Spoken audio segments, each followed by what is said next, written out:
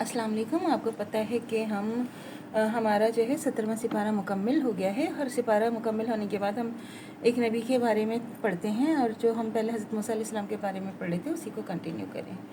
बिस्मिल्लाहिर्रहमानिर्रहीम। हमने इनसे कहा था कि तुम यौम हफ्ता के बारे में हद से आगे ना बढ़ना, और हमने इनसे बड़ा सख्त कौल करार ले लिया था। 154। और आप इनसे पूछिए कि इस बस्ती के बारे में, और आप इनसे पूछिए इस बस्ती के बारे में जो दरिया के किनारे आबाद थी, जब ये लोग हफ्ते के बारे में हद शरई से आगे बढ़े जा रहे थे, तो जबकि इनके हफ्ते के दिन इनकी मछलियाँ इनके सामने पानी से ऊपर आ जाती थीं, और जब हफ्ते का दिन नहीं हो पाता था तो नहीं आती थी। इस तरह इनको आजमाते थे, और इस हम सबब से कि वह नाफरमानी करते थे।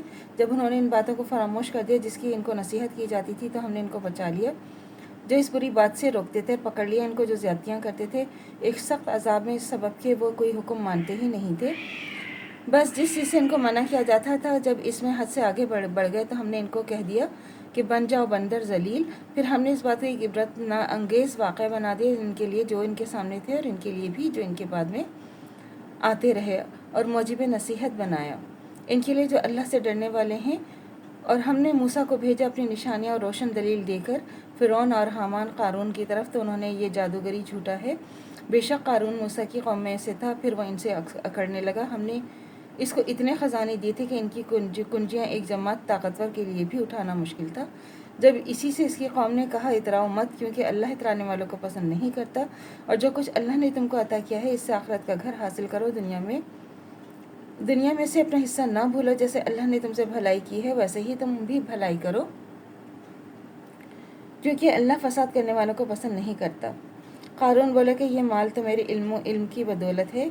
क्या वो नहीं जानता कि अल्लाह ने बिलाशुबा हलाक कर डाली, और मैं इससे पहले भी बहुत सी उम्मतें जो इससे क़ुव्वत और माल में ज़्यादा थीं, और गुनाहगारों से अगले इनके गुनाह के बारे में सवाल नहीं किया जाएगा। फिर एक रोज़ कारून अपनी कौम के सामने बड़ी शान से निकला।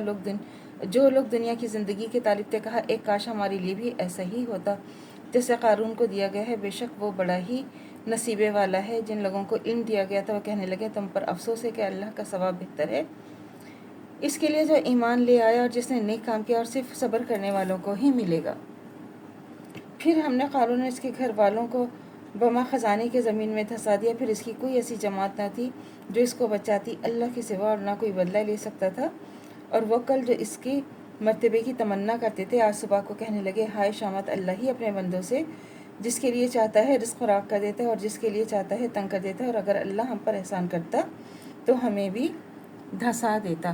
तो अल्लाह से दुआ करनी चाहिए जो हमारे ईमान है मरते दम तक कायम दायम रहे, ख़ात्मा बिल खैर ईमान पर हो।